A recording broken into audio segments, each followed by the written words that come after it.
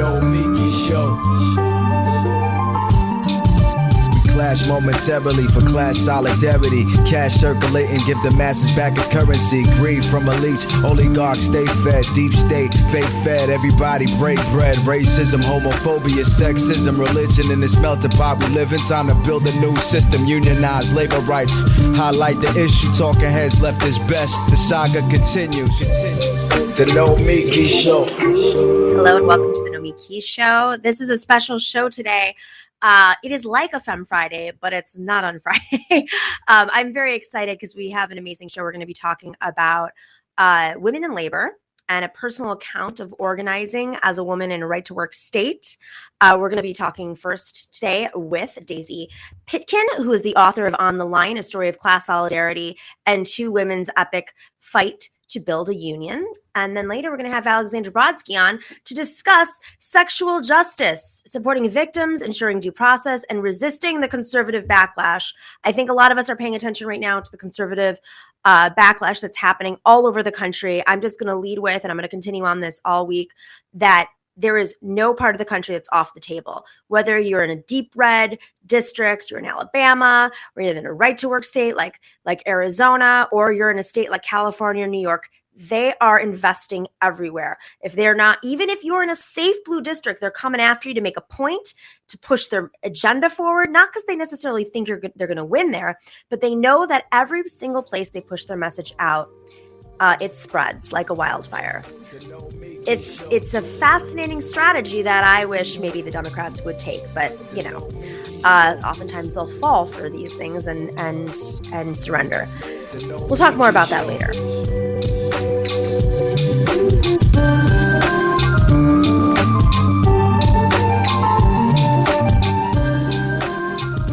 But first, I want to welcome our first guest, Daisy Pitkin. Daisy she's the author of this new book. I'll show you. It came out this spring called On the Line, A Story of Class Solidarity and Two Women's Epic Fight to Build a Union. Daisy's an organizer. This is like a personal tale. Kind of reminds me of Nickel and Dimed, Barbara Ehrenreich's famous story that came out. At this point, I think I read in college, so over 20 years ago. But she actually, she took on a role to understand the working conditions. It wasn't necessarily that she was part of, that when she took on the role of housekeeper. It was really something that she tried to make a point of as an author. This is your personal story and your colleague's personal story. So first off, thanks for joining us, Daisy. Hi, thanks so much for having me. Really excited to be here. So this is about a campaign. It's a pretty long campaign. I mean, I think a lot of folks are now seeing the successes of campaigns against major companies, monopolies like Amazon and Starbucks, which the campaign from start to finish has not really been that long. There have been some failures here and there and successes, and people have been inspired to do the same. But, yours was it didn't get that national attention. It was maybe even a little bit earlier than these big, bold campaigns, which is great. But 5 years, how did this all start? Yeah, so you're exactly right that I think there are two things at play. One, that this happened in the early 2000s, which was not a time when we were seeing the kind of groundswell that I think has just begun now. That's really, we're kind of on the cusp of a new wave of worker-driven organizing all across the country, sector after sector, region after region of the country. But in the early 2000s, that was not the case. And I was a new union organizer working on a campaign among industrial laundry workers in Phoenix, Arizona. So it was before this sort of wave that is kind of revitalizing the labor movement.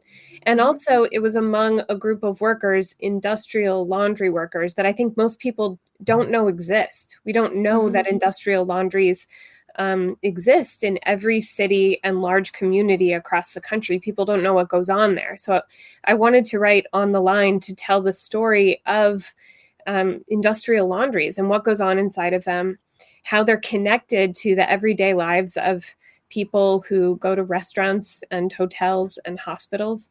And then also tell a story about what it really takes to organize a union in this country under broken labor law. And it took these workers 5 years to organize the majority of the industrial laundry industry in Phoenix, through vicious anti-union attacks, and many, many sort of waves and steps of the organizing process. So I hope the book kind of details for folks what it looks like behind the headlines to actually build a union right now in this country. Let's set the stage. So Phoenix, Arizona is a right to work state. Was it back then? It was back then. And back then it was, Phoenix was a deep red city in a deep red state in Joe Arpaio country. Mm-hmm. The majority of industrial laundry workers at that time were immigrants, mostly from Mexico and Central America. Mm-hmm. And the community there was in some ways, built to be hostile to this group of workers. There were compounded vulnerabilities that they were facing. And despite that, they decided they were going to stand up with each other and fight to unionize. It was really inspiring. So how did you get involved in this from the start? As an undergraduate student, I became really involved in the anti-sweatshop movements of the late 90s. So really became aware of the conditions under which particularly college apparel was made, mm-hmm. and started understanding organizing and power in new kinds of ways. And then when I was a senior in college, I went to school in the Twin Cities. And there were some workers at a Holiday Inn Express that won a union election just kind of around the corner from the campus where I was going to school. And after they won their election, the company called the INS and arrested 7 of the housekeepers who were union activists. And the community really rose up in response to that. There were candlelight vigils and marches and rallies, and I became really involved in that fight. And it changed me. Seeing the kind of directness of a community's response to anti-union and really racist and anti-worker behavior like that was powerful, and I wanted to be a part of it. So not long after that, I started working for this small, scrappy organizing union, Unite, and they got the crazy idea to try to send a group of organizers to Phoenix, Arizona to see if we could organize industrial laundries. And we did, but mostly because the workers there, led by some really strong worker leaders, just decided that no matter what these companies threw at them, they were going to fight. So this is a 5-year fight. Why did it last 5 years? Can you kind of like did you go through successes and losses and keep going, or? Yeah, there were many steps to the campaign, and they almost, every step of the way there was sort of a success couched inside of a failure because for 2 reasons. One, because the companies that own these industrial laundries are virulently anti-union, aggressively anti-union. And also because labor law in this country is really broken. There are loopholes in them the size of buses, and there are anti-union law firms that these companies hire for millions of dollars that help drive the companies right through those loopholes. So, each step of the way, workers would have a major success, like a strong majority of them signing union cards and filing for a union election.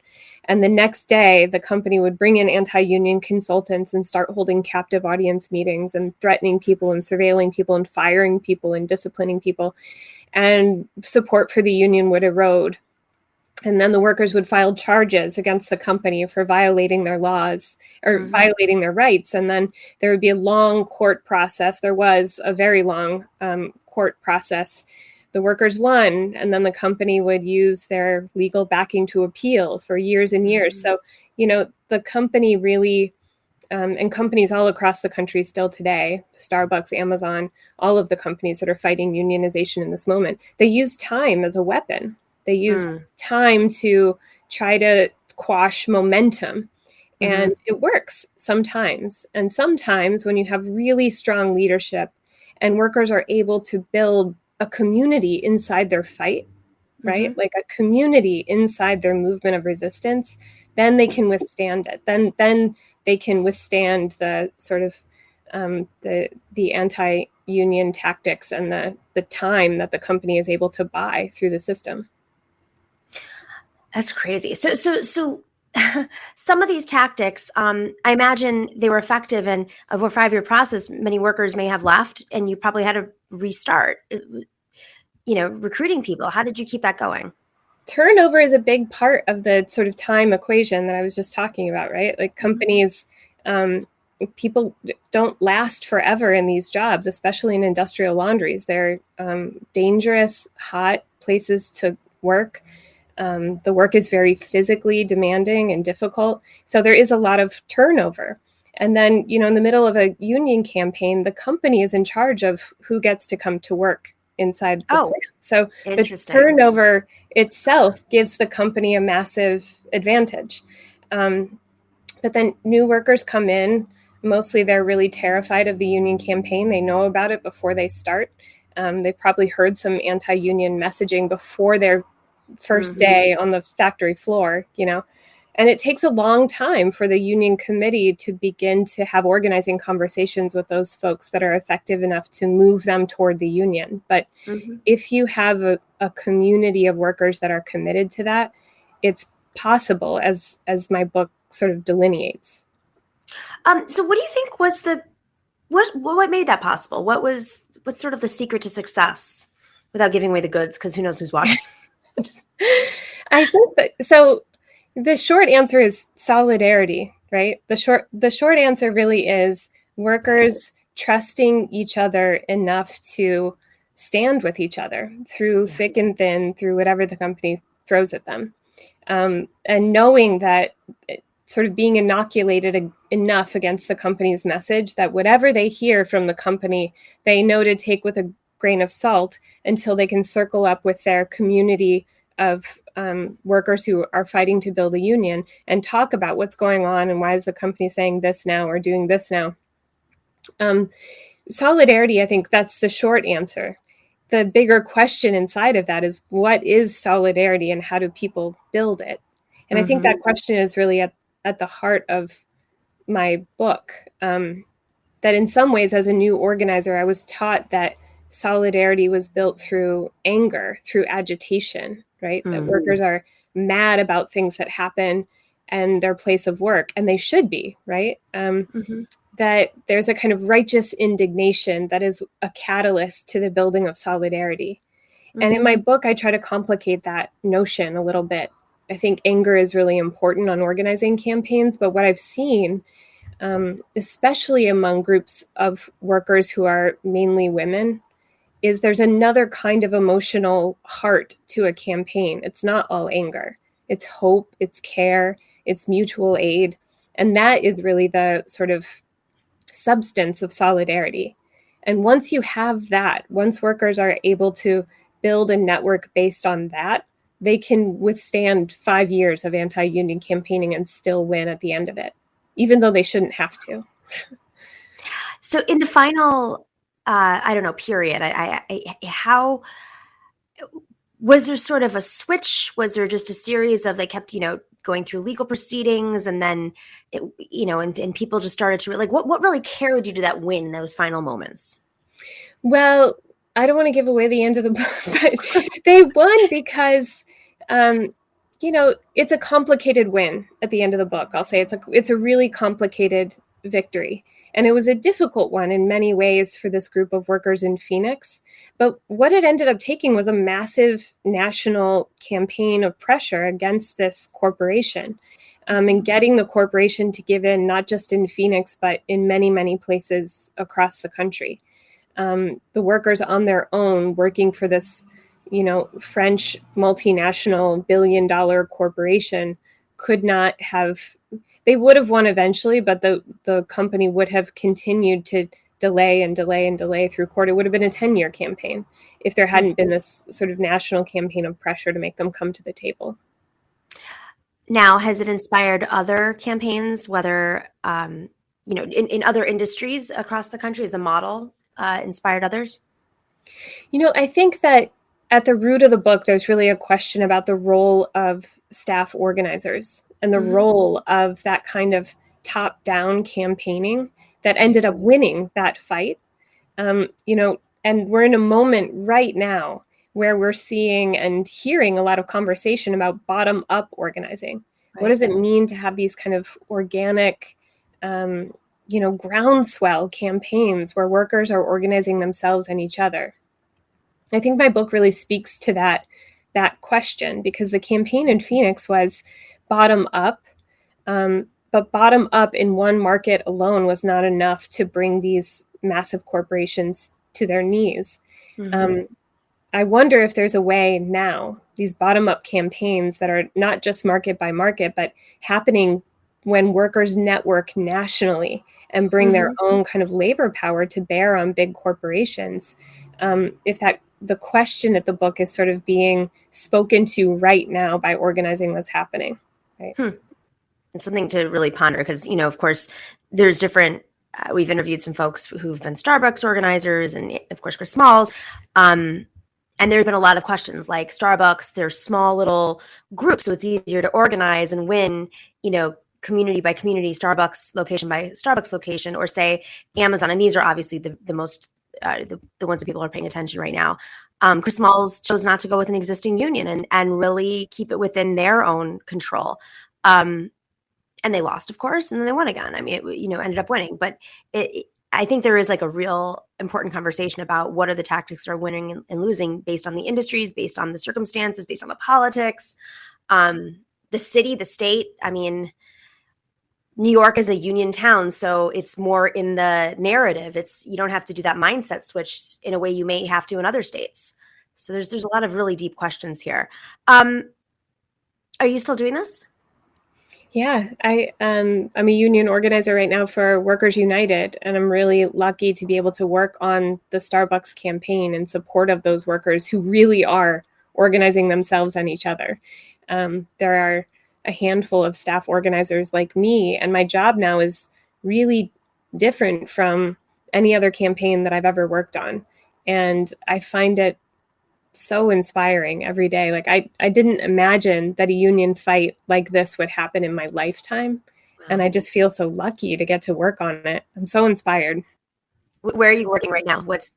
You're doing Starbucks, but where? I'm in Pittsburgh. Awesome. I live in Pittsburgh and I'm supporting some of the stores here, but I'm also, because there are so few staff organizers on the job, we're all really helping workers all over the country. So I'm also talking to workers in the Pacific Northwest and in Boston and in Florida and in Texas. And so it's a really interesting campaign because my role is more just facilitation, making sure they're connected with each other as much as they can be, so that as they experiment with tactics in one local area, when we learn that an experiment works, the question is, how do we scale that nationally? And we do that by making sure people are as networked as possible. And that's part of my job now. It's really fun. It's really fascinating and such an exciting time to do this. Folks, go check out this amazing book called On the Line, A Story of Class Solidarity and Two Women's Epic Fight to Build a Union by Daisy Pitkin. It is in Workman Press Publishing, I believe is the proper term.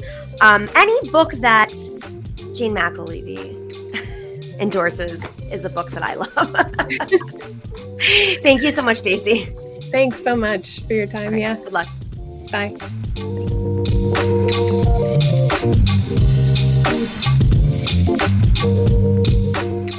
All right, we will be right back with Alexandra Brodsky to talk about her new book, Sexual Justice.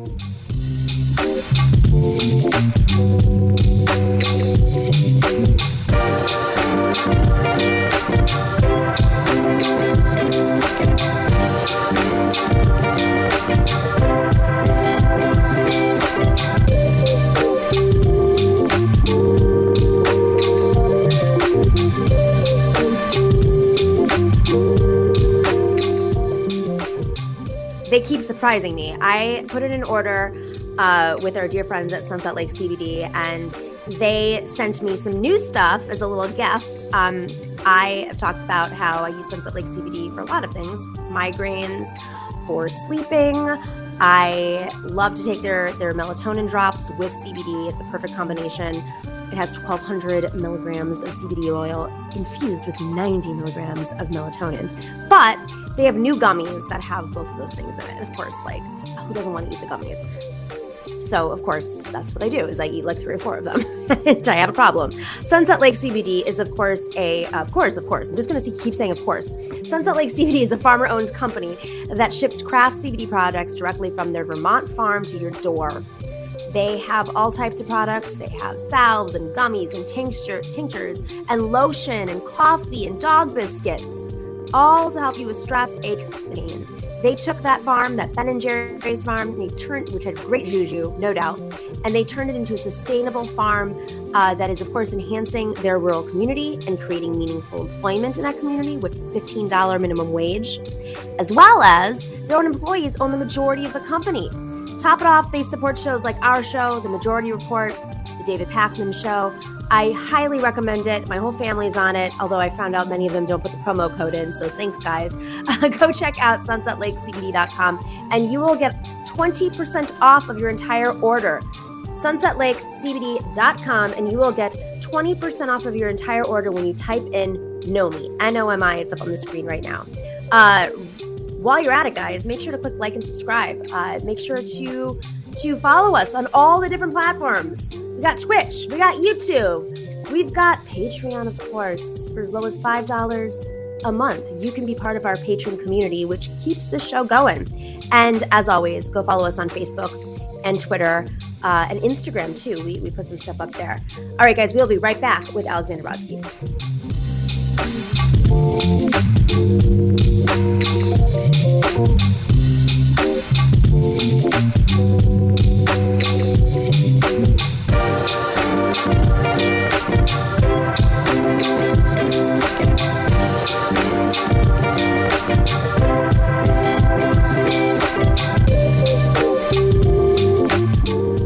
Welcome back to the Nomiki Show. Alexandra Brodsky is a civil rights attorney with Public Justice. She is the author of this new book out called Sexual Justice, Supporting Victims, Ensuring Due Process, and Resisting the Conservative Backlash. She's a graduate of Yale Law School and clerked for the U.S. Court of Appeals of the Ninth Circuit. And she has co-edited the Feminist Utopia Project and has written about sexual violence for the New York Times, The Guardian, and the Washington Post, and Atlantic, many other places. Alexandra, thank you for joining. Thanks so much for having me on this lovely Sunday morning. So this is a really bold thing to write about. Kind of the gray areas of post-Me Too movement, I guess is probably one way of saying it. And that, we are encouraged on the left in particular, as feminists, as allies of women, to believe all women. But we also live in a world where conservatives like to play games with the left and maybe even weaponize some of our greater forms of solidarity against each other and against institutions. I think I definitely know some people who've experienced that, and we're not given maybe a due process. I'm sure, this is part of your book. So this is a really hard one. I really give you a lot of credit. And I think it does take a lawyer to kind of weave through these ideas. But what inspired you to write this? Let's just start off with that. Yeah, I mean, I think what inspired me to write it is some of the, the things that you're saying, that I felt like it was both true that we were making huge progress in terms of more support for survivors in the workplace, in schools, in our communities more broadly, particularly around Me Too. And then I heard a lot of questions about, what about the people accused of sexual harassment? What does it mean to be fair to them? And some of those questions I thought were good questions. Were coming from allies who are committed to survivor justice, but also care about due process, also care about making sure that workers aren't fired unjustly or students aren't suspended unjustly. But some of the questions were coming from the right, people who, let's be honest, don't really care about due process, don't care about the rights of criminal defendants, don't care about immigrants, don't care about student discipline or workers' rights in any other context. But all of a sudden, they're really concerned about due process in the context of sexual harassment allegations. So I wanted people on the left to feel confident that you don't have to pick a side. You can value both survivor justice and due process, that those commitments can be mutually reinforcing and end up helping everyone, because survivors need due process too. But I also want us to be equipped to recognize the bad faith concern trolling from people who are just trying to stop us in our tracks, who are just trying to get us to say, you know what, it really is hard to be fair here. I guess it would be better for us to do nothing at all. I guess it would be better for us to just ignore allegations again. Is how much of this is the media? I'm going to take a big picture first. How much of this is media sort of falling for these tactics and not necessarily doing their job of reporting, reporting the way that they used to teach reporters to do? I have many personal experiences in this situation. I'll throw an anecdote. I had on a campaign I worked on, somebody beneath me was harassing me, and later, it's all public. Later, came back and tried to essentially attack me for saying no. And then when a reporter was reporting on how this person was retaliating against me, which was thrown out eventually, I shared documents and said, this is somebody who's been harassing me. Reporter never mentioned that. That's my personal anecdote, but I also know that I've seen it happen to countless other people where they'll pick up on a story and then it becomes a story of its own, and then somebody's life is ruined. Maybe they've earned that, they should have lost their job, or maybe they shouldn't have, or maybe it was years ago and it's being conflated with something that's much bigger. I mean, there's so much nuance to this, but how much of it comes down to, in the beginning, just reporters not really covering the full story in all angles? Yes. I think that's a big part of it. I'm really sorry to hear about your experience there. I mean, I think so much of this is fueled by irresponsible media practices. So I will say up front, I've been really frustrated by a lot of reporting about Me Too that has sort of accepted the frame that either we can, believe survivors, either we can provide support and healing, or we can care about due process, and that those are irreconcilable interests. And I think that makes it a more interesting story in some way, but also a really hopeless one, because we don't want to have to choose. We shouldn't have to choose. But I've also seen, a lot of bad reporting on both sides, and I don't want to make a false equivalence, but I talk in the book a little bit about the quote unquote reporting that happened with the allegations against Aziz Ansari. Many people will remember this. It was published on this little known website, babe.net. And I actually think that there were some important questions raised by this woman's story of Ansari allegedly, pursuing her when it was clear that she wasn't interested. And I think that there were important questions there about what a lot of heterosexual sex looks like today, and a lot of inequalities baked in. But instead, it was reported in this really sloppy way that attracted a lot of backlash, that made a lot of people say, well, if this is what Me Too is about, I'm out. But then I've also seen around sexual harassment, and also, I guess, what I would call broader cancel culture reporting, where there will be reporting that says, look at this famous scientist who's been, he's such a smart guy, he's been removed from his lab unjustly based on a mere allegation. And if the reporter actually bothered to look into the facts, they would say, there was an investigation. Here was all of the evidence that was provided, but they just accept this guy's story that he's being railroaded, that he's the real victim here. And I see that happening again and again with, cancel culture reporting, with reporting about the ramifications of sexual harassment allegations.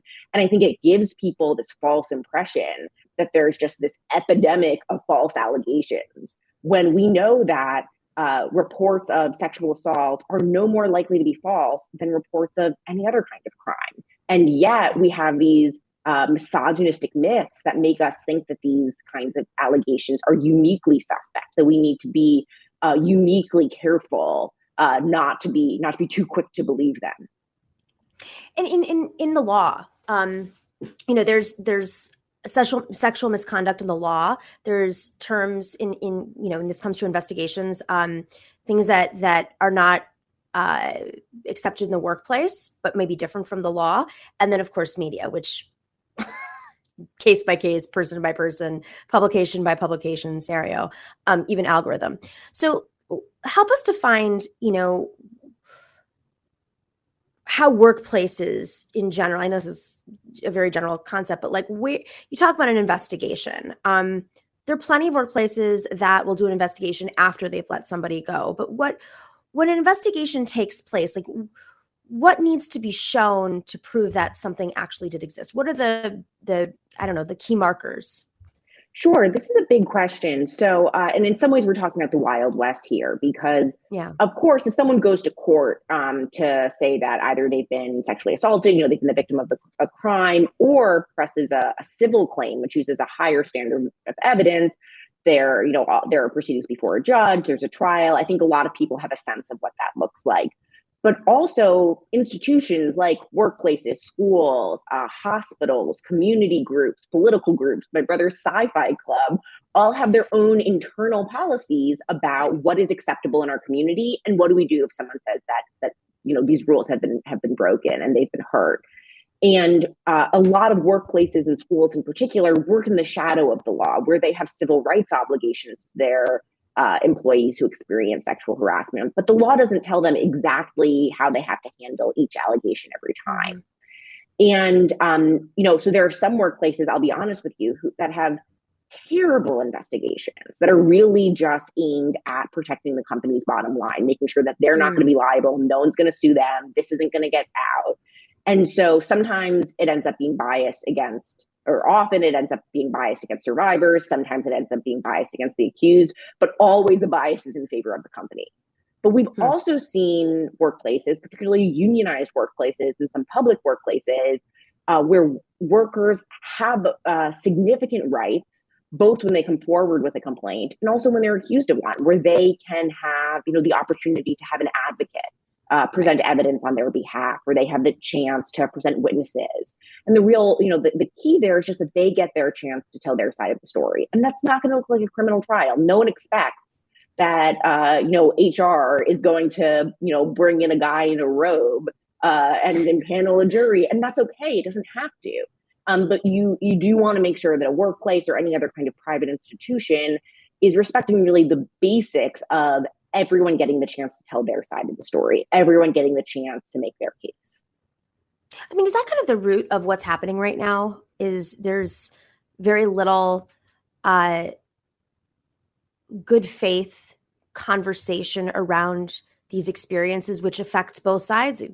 It affects accusers and it affects victims. Is that kind of the sense of like the root of how this is blown out of control?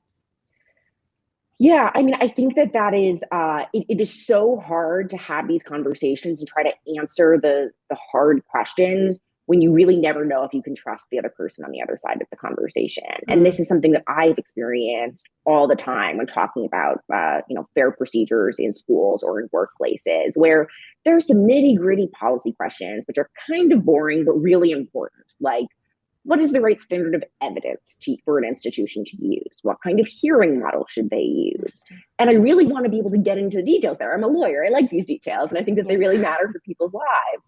But it's really hard sometimes to tell whether the person debating you is on board with your values, also thinks that rape is bad, or if at the end of the day, they're using these concerns about due process just as a way to make sure that no one ever is held accountable for what they've done. And I find in those situations that it's just difficult to ever feel like you're going to come to some kind of consensus because you actually don't have the same goal. They want, people who are trying to use these due process concerns just to make sure that feminists can't make progress, just to make sure that we return to the old times of how we handled sexual harassment. They don't want us to find answers because it's the lack of answers that make people say, this whole project is too hard. I'm going to just throw up my hands and let survivors deal with these problems on their own, or just sort of, say that people can go to the cops and that's their only option. And I think that that's a huge shame. And I want the left to get better at identifying who are good faith interlocutors, who are the people who are raising concerns because they're invested in the same ultimate goal of equality and survivor justice, and who are the people who are basically trolling us and trying to disrupt our good debates. So you mentioned unions, but are there models for how to do this right, or as close as possible of doing this right? I mean, I think that unions are really key, and other forms of worker collectives, in part because the best model is going to vary based on your circumstances. It's going to vary based on the context, because if you've got a really big company that has a lot of resources and has a big HR department, they're going to be able to put together a pretty sophisticated model that might involve a hearing, that might involve providing free legal services to both sides of an allegation. But if you're talking about a 15-person political club, obviously you're not going to spend $100,000 a year on this, and you shouldn't. And I don't want people to think that that's the only fair thing. And so I think in those contexts, just having the opportunity for everyone ahead of time, before they're dealing with any particular allegations where they're going to have their own feelings about, the particular circumstances, to step back and say, how would we want to be treated if we were harassed? If we were if we were the hurt person, how would we want to be treated? And if we were accused, if someone we loved were accused, how would we want them to be treated? And I think that unions provide a great opportunity for that. But I've also seen other models, like DSA has been going through this multi-year process of first creating and then refining a harassment policy. And that includes sexual harassment and also harassment based on race and class and disability. And one thing that I've been really heartened by is that there have certainly been problems with how the DSA policy has been implemented, but rather than giving up, rather than saying this means the DSA shouldn't have a role in addressing harassment between members at all, the members have said, let's make it better. Here's what we've learned, what isn't working, and here's how we can do better in the future. Mm-hmm. Okay, so my last question is, what do you say to men or folks who don't identify as women, who are not really concerned with the feminist movement, or doesn't come, first to mind in terms of where to get involved? How do you convince them to read this? I guess what I would say is that the book is really meant to be an invitation to people who are a little skeptical of Me Too, who say, yeah, I don't think sexual harassment is good, but haven't we gone too far? Hasn't the pendulum swung in the other direction? And I want to take those concerns, those questions seriously and provide a real answer to that. And so, it is written also to feminists who want to figure out how to talk to their sexist uncle at, the dinner table about these things, and, how to bring these How concerns. do you know me so well? I feel like you did your homework, man. But, I think, it's good for feminists to feel confident that we can push back on those kind of counter arguments. But I also wanted to speak directly to people who have those concerns, and say, you're right to care about due process. You're right to want to make sure that everyone is treated fairly. But we can do that while supporting survivors. And in fact, that's part of supporting survivors. So, welcome to our movement. I love this. Can you please send a book? I don't know if they're going to read it. I don't know if they read, to be honest, or an audio tape or cliff notes to Joe Rogan and Elon Musk. Just thank you so much on behalf of the movement. I'm on it. Listen, they're calling the left mob is coming for me, so I'm becoming a fascist. That's how it works. We think now. That's how we think. Too many women speaking up about not wanting to be groped by billionaires. So therefore, fascism. Seems logical to me. Unreal. This is a really, thank you for doing this. Oh my God. I can imagine it was not easy to do this, or fun maybe, but you're lawyers, so you're trained to work through very complicated, just issues that we face in society and how to break them down. So I really appreciate this. Thank you. And I really appreciate you having me on. Thank you. Alexandra Brodsky, go check out Sexual Justice. It is out now. It is by Metropolitan Books. I recommend going to your local bookseller, online or locally, of course, to go check it out.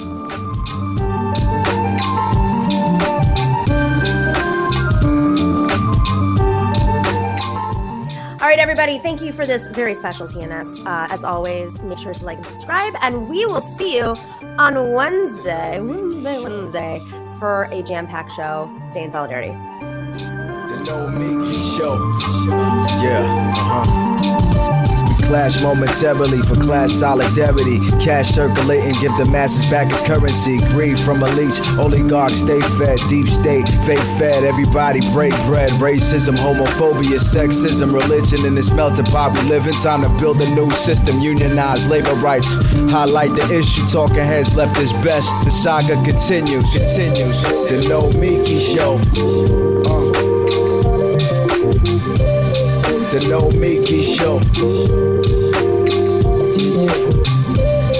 The Nomiki Show. The Nomiki Show.